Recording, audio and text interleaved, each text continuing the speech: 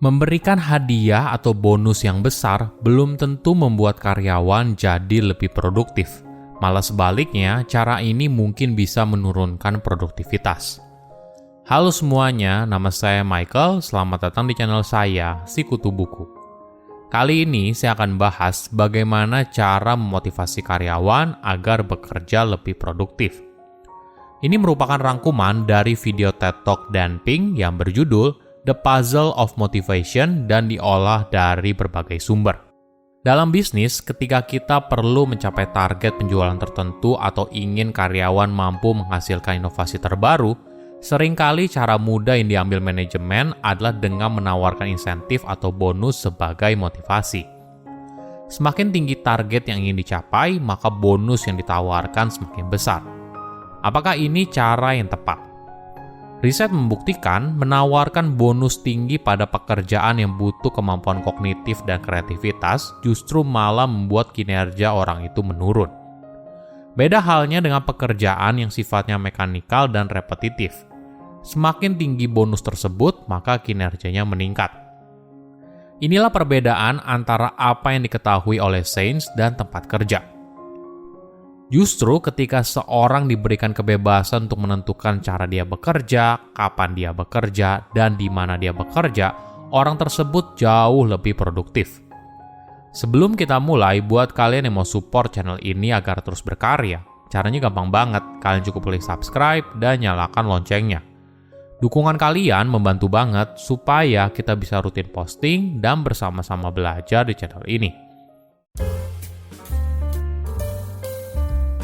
Apakah kau pernah kesulitan untuk memotivasi dirimu mengerjakan sesuatu yang tidak kamu sukai? Tentu saja, dalam kondisi di mana kamu harus memberikan hasil yang baik, tekanan ini bisa saja membuatmu berhasil. Tapi, cara ini sayangnya tidak bisa digunakan dalam jangka panjang.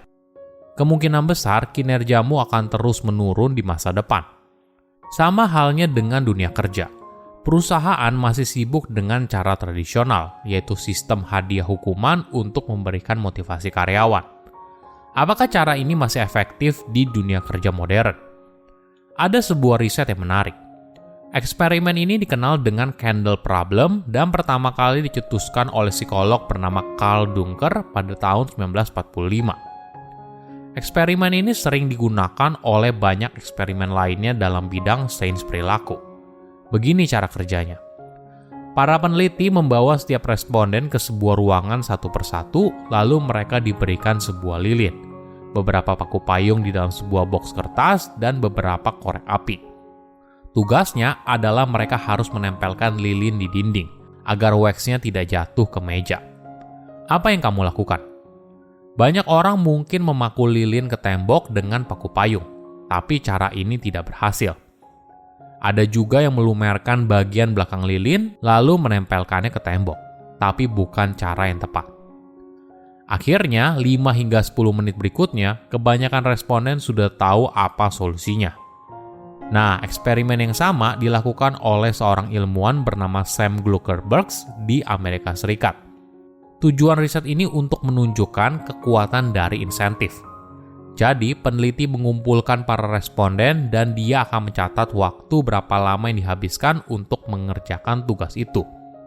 Di grup pertama, peneliti hanya bilang kalau dia hanya mencatat waktu untuk mengetahui rata-rata berapa lama yang dibutuhkan seorang untuk mengerjakan tugas tersebut.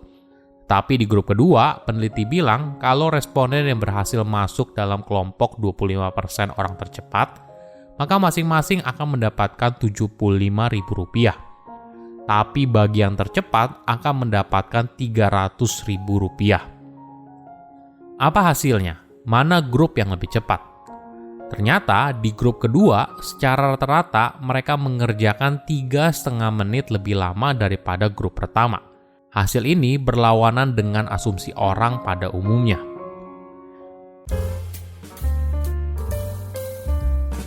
Jika kamu ingin seorang bekerja lebih baik, maka kamu perlu memberikan hadiah kan?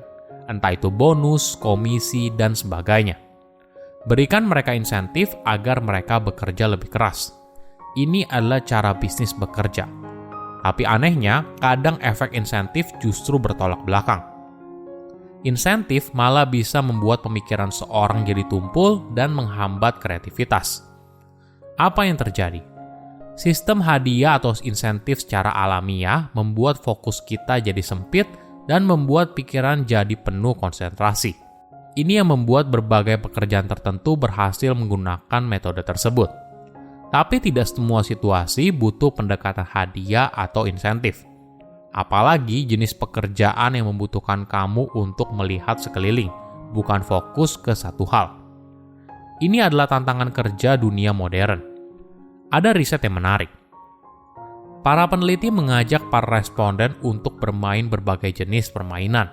Ada yang berhubungan dengan kreativitas, keahlian motorik, dan konsentrasi. Lalu, para peneliti memberikan 3 tingkatan hadiah: kecil, sedang, dan besar. Apa hasilnya? Untuk permainan yang hanya membutuhkan keahlian mekanikal, maka bonus atau hadiah bekerja seperti yang diharapkan. Semakin besar hadiah, maka semakin baik kinerjanya. Tapi ketika sebuah permainan yang berhubungan dengan kognitif, semakin besar hadiah, kinerjanya malah semakin buruk. Ini yang menarik. Ketika apa yang sains ketahui dengan apa yang bisnis jalankan bisa sangat berbeda. Di era sekarang, solusi untuk membuat seorang lebih produktif bukan lagi dengan hadiah yang lebih besar atau ancaman yang lebih kejam. Tapi kita butuh pendekatan yang berbeda.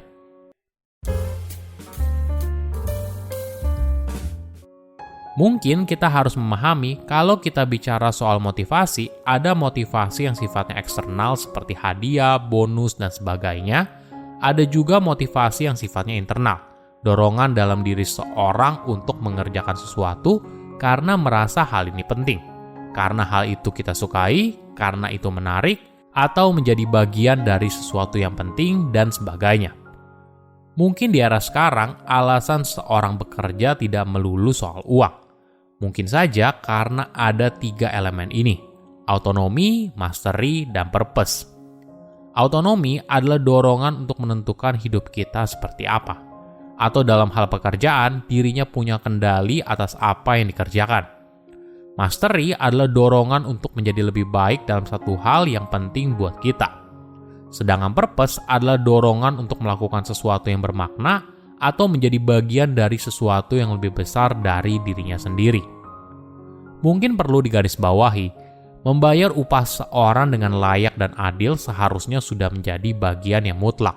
Tanpa hal itu, saya rasa ketiga motivasi internal menjadi sangat sulit dibentuk. Jadi, sebelum berusaha untuk meningkatkan motivasi internal seorang, kebutuhan dasar karyawan harus terpenuhi dulu. Ada contoh yang menarik dikenal dengan ROWE, Results Only Work Environment, yang diciptakan oleh 2 konsultan Amerika Serikat untuk puluhan perusahaan di Amerika Serikat. Di dalam ROWE, karyawan tidak punya jadwal tetap. Mereka bebas datang sesuka hati, mereka tidak perlu ada di kantor di jam tertentu. Yang penting, pekerjaan mereka selesai. Bagaimana cara mereka melakukannya, kapan mereka melakukannya, dan di mana mereka melakukannya, itu semua tergantung mereka. Meeting juga sifatnya opsional. Apa hasilnya? Hampir di semua aspek produktivitas meningkat. Tingkat keterlibatan karyawan kepada perusahaan meningkat, kepuasan karyawan meningkat, dan jumlah orang yang resign menurun. Autonomi, mastery, dan purpose adalah fondasi dari cara baru dalam bekerja. Beberapa orang mungkin masih sinis dan mengatakan kalau itu adalah utopia dan tidak mungkin kenyataannya begitu. Padahal, jika kamu bekerja di multinational company, saya rasa model kerja ini sudah diterapkan. Absensi tidak lagi menjadi kewajiban, tapi yang penting apa yang kamu hasilkan. Apakah target KPI-mu tercapai atau tidak? Beda dengan saat bekerja di perusahaan lokal. Kadang absensi menjadi deal breaker kinerja seseorang. Silakan komen di kolom komentar pelajaran apa yang kalian dapat ketika tahu informasi ini. Selain itu, komen juga mau tahu informasi apa lagi yang saya review di video berikutnya. Saya undur diri, jangan lupa subscribe channel YouTube Sikutu Buku. Bye-bye.